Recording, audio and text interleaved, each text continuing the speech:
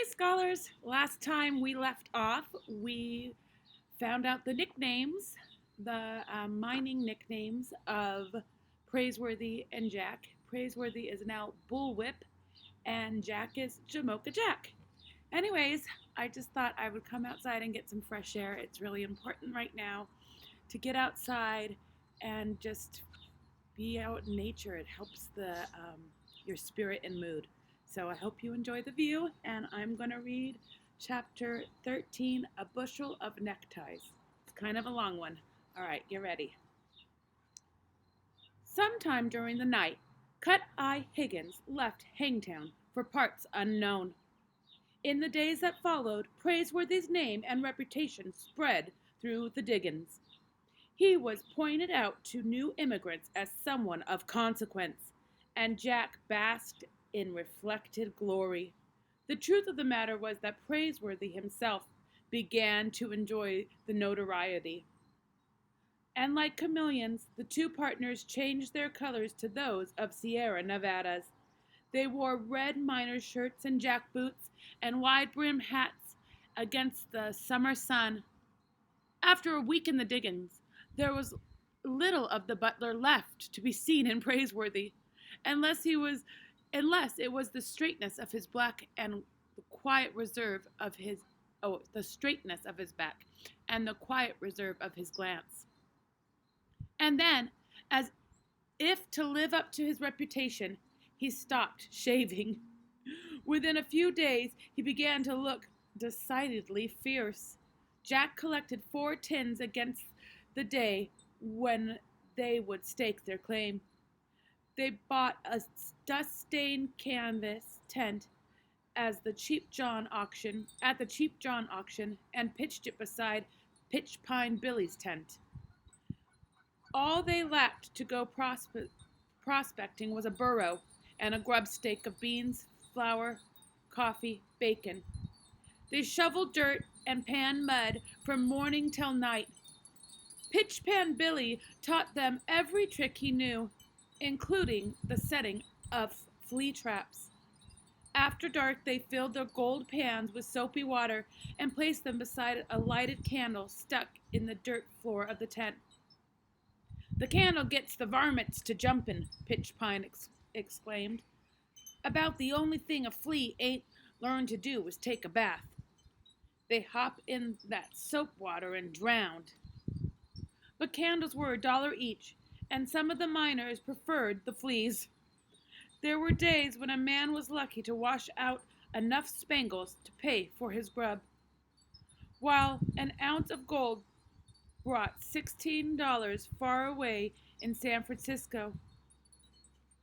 It was worth a mere $4 at the diggings, and it didn't buy much. Onions were $1.50 a pound. Supplies had to be freighted in, and prices were high.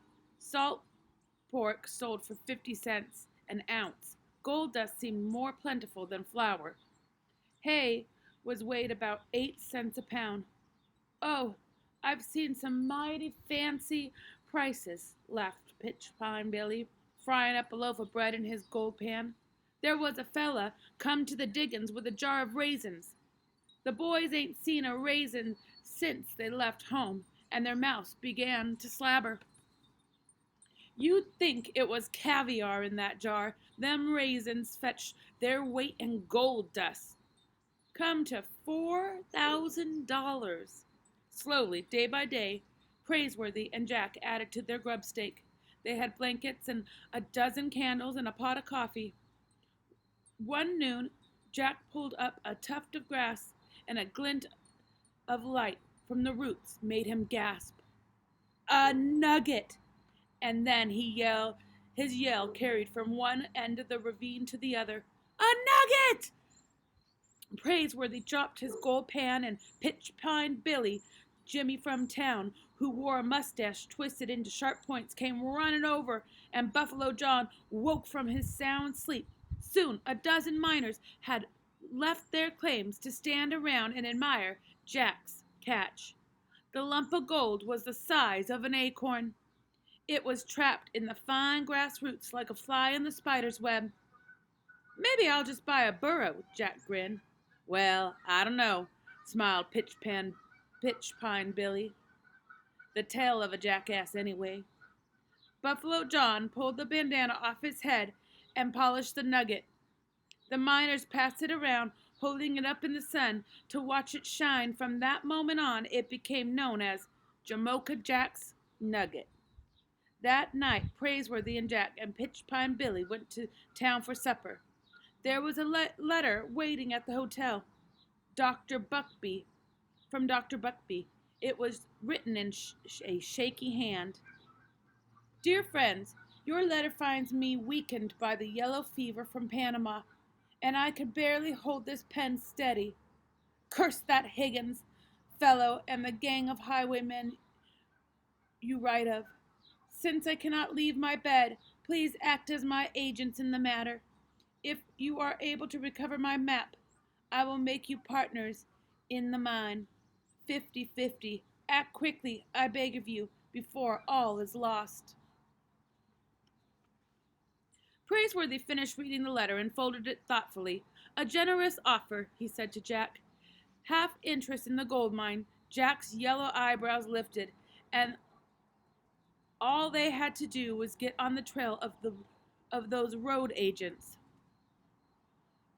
We'll need guns, he said quickly. A 4-shooter would fit fine in his belt alongside his horn spoon and a buckskin pouch. Maybe he could trade his nugget for a pistol. Praiseworthy scratched the stubble growing out of his face. What we need is a burro. A burro to chase the outlaws? Said Jack. Praiseworthy put his letter in his shirt pocket. He shook his head.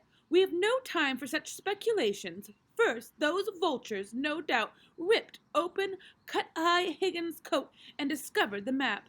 Secondly, they may already have located the mine by now. Maps, Pitchpine Billy laughed. While there is so many maps floating around the diggings, you could paper a room with 'em. Boys, let's eat. They ordered Hangtown fries, platters of bacon, canned oysters, and eggs. Praiseworthy turned to Jack. What do you want to drink? Jack glanced up at the waiter. Coffee, he said. Coffee, sir, with a few acorns ground up. After dinner, Praiseworthy stayed behind in the hotel lobby to reply to Dr. Buckby's letter.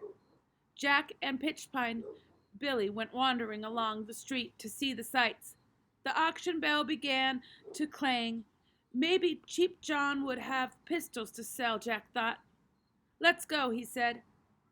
Don't mind, said Pitchpine Billy. The auctioneer placed a keg of salt butter outside the brightly lit tent, and the miners gathered around this delicacies like flies.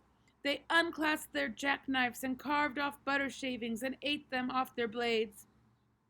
Between the ringing of the bell, and the free butter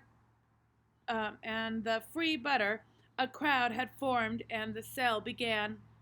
Frenchmen rubbed shoulders with Sonorans, and Chileans with Germans, and Missourians with Yankees, an Englishman with Kansas from the Sandwich Islands. There were sailors who had deserted their ships to run off to the mines, and soldiers who had left their garrisons at Monterey and San Francisco. The auctioneer mounted a barrel at the rear of the tent. He saw a paunchy man in an open vest and a plug hat. What do you take for that hat, Cheap John? Someone yelled. Ain't for sale, said the auctioneer. But I got 10 pounds of Chinese sugar, that is. What am I bid, gents? Who'll give me $1 a pound? Dollar, dollar, dollar. I got $1. Who'll give me $1.50? Half, $2. Am I bid $2, boys? Two. Dos pesos, said a Spaniard with silver buttons down his trouser legs. Jack waded through the sale of the sugar, a wheelbarrow tin pans, butcher knives, and a sack of dried apples. The auctioneers seemed to have no guns.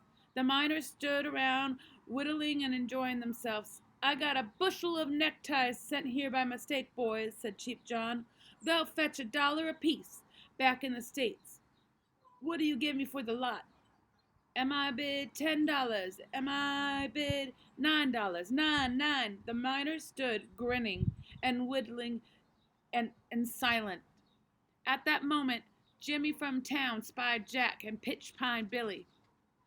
Let's go get something to eat, he said. My stomach feels like a cat in Hades without claws.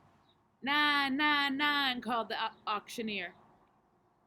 We've done, said Pitch Pine Billy. Done what? Said Jimmy from town, twisting the ends of his mustache. 8, said Jack. Eight, said the auctioneer. I'm a bid 8 by the young feller with yellow eyebrows, sold for $8. Jack stood as if he was struck by lightning. The miners began to chuckle. Looks like you bought yourself a bushel of neckties, Jamoke Jack, laughed Pitch Pine Billy. But I said 8, not 8, Jack protested. That's what I heard you say, 8, answered the Cheap John, pushing the plug hat of his back of his head. A-T-E. We ain't much for spelling around here.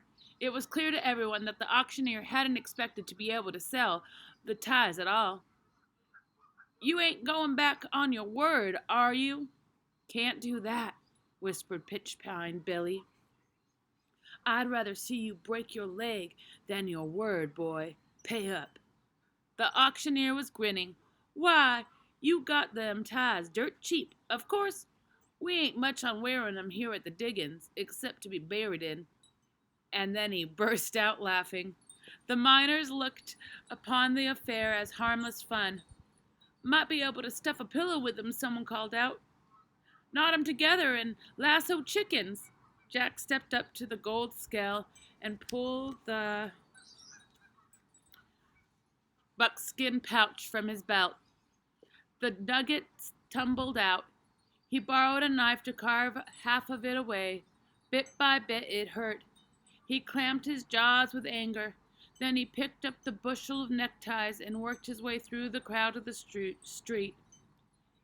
Ain't so sure I'd even want to be buried in one of them things, a miner laughed. Praiseworthy was coming along the street from the hotel, and Jack could barely face him. He had cut 2 ounces off his nugget that might have gone towards their grub stake or a gun. But even Pitch Pine Billy and Jimmy from town were chuckling.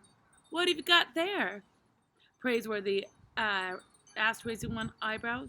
Neckties, Jack muttered. A whole bushel of 'em.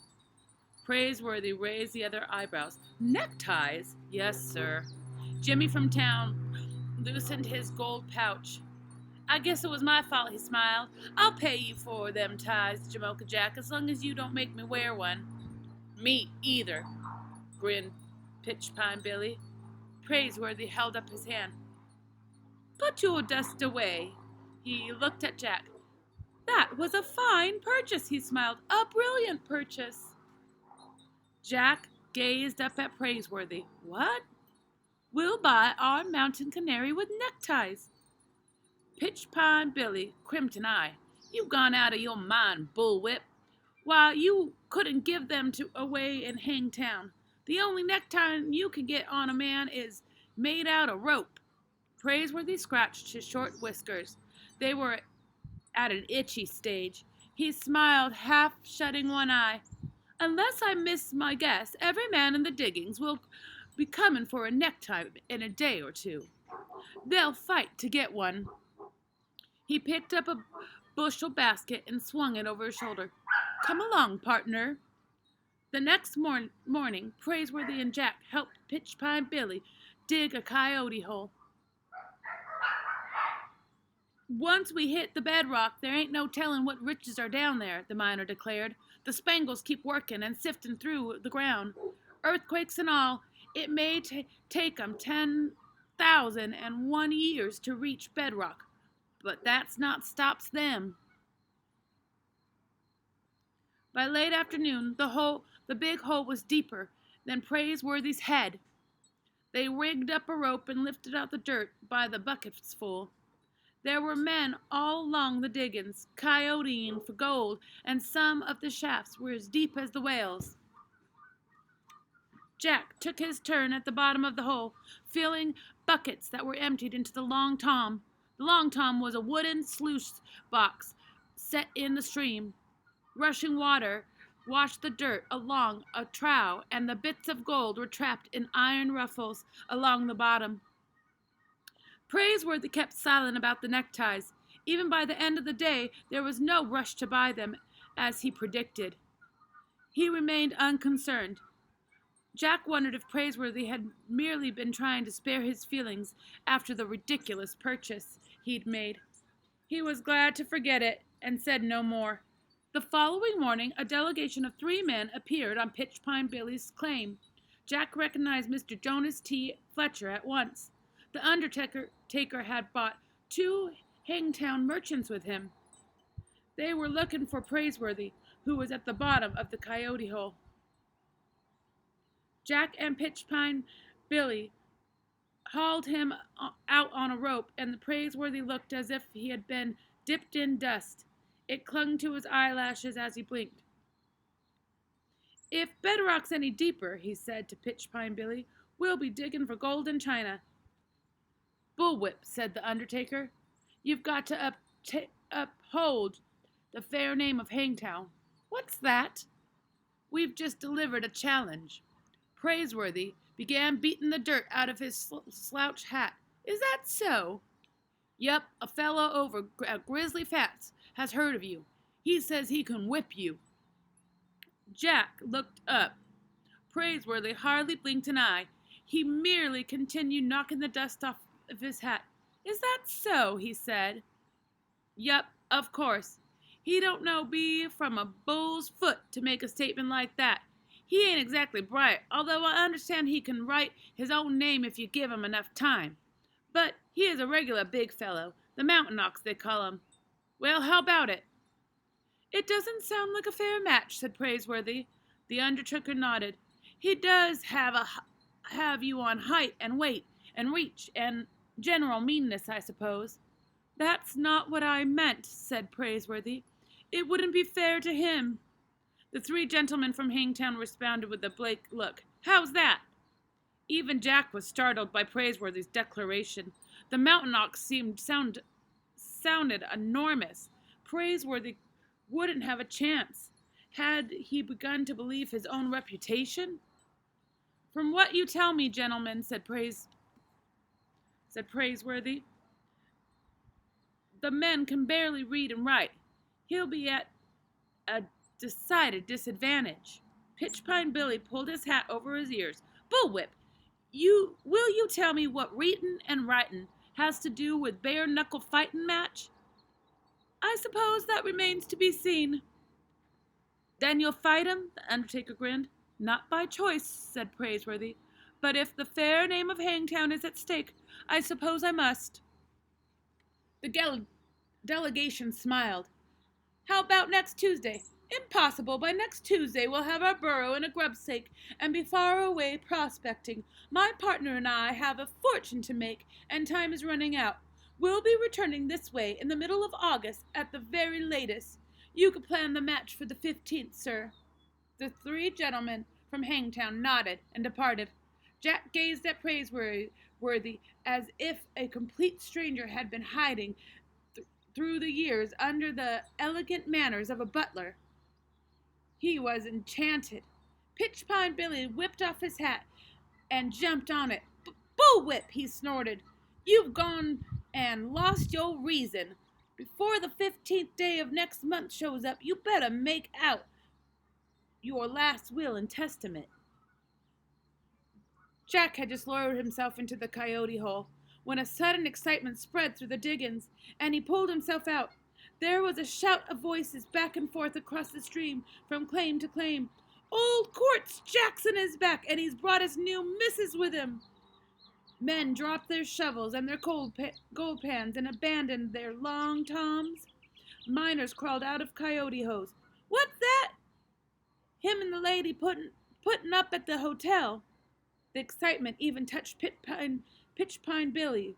"Boys," he said to Praiseworthy and Jack, "I ain't seen a lady in so long I near forgot what they look like."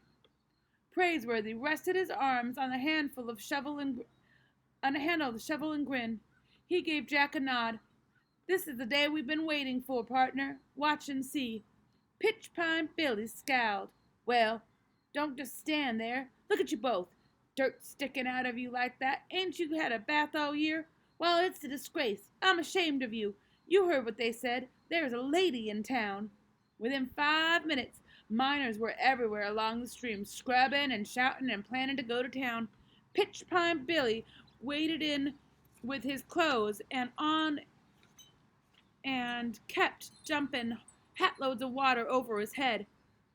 Later, shirts and trousers could be seen on every bush, drying out in the mountain heat. Men stood at mirrors tacked to trees and got out their straight razors. Half a dozen familiar beards disappeared. Others were trimmed and shortened. Praiseworthy took his time when he and Jack emerged from their canvas tent. They were wearing bright green neckties. Pitch Pine Billy stood stuffing out his beard. He stopped and he stared. Help yourself, said Praiseworthy. That is, if it's all right with my partner. It's fine with me, said Jack. Pitch Pine Billy grinned. Don't mind if I do.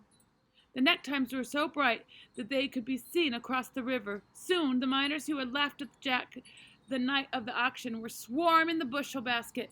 I'll give you a pinch of dust for one of them neckties, Jamocha Jack. I'll give you 2 pinches. Pitch Pine Billy was laughing. Don't fight, boys. Just get in line there. Looks like Jamocha Jack has cornered the necktie market. He caught you sleeping, didn't he?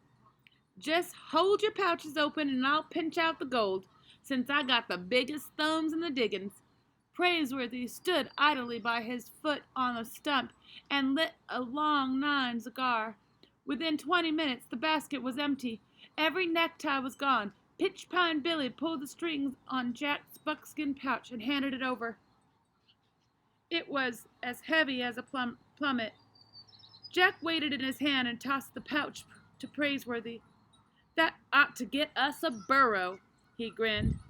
And maybe a gun, Praiseworthy said, taking the heft of it.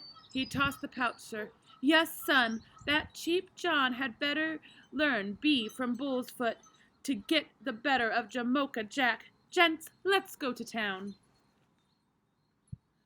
The miners had formed a crowd outside the Empire Hotel, and when Quartz Jackson brought his lady onto the porch, the miners whipped off their hats as if they were the United States flag they were looking at.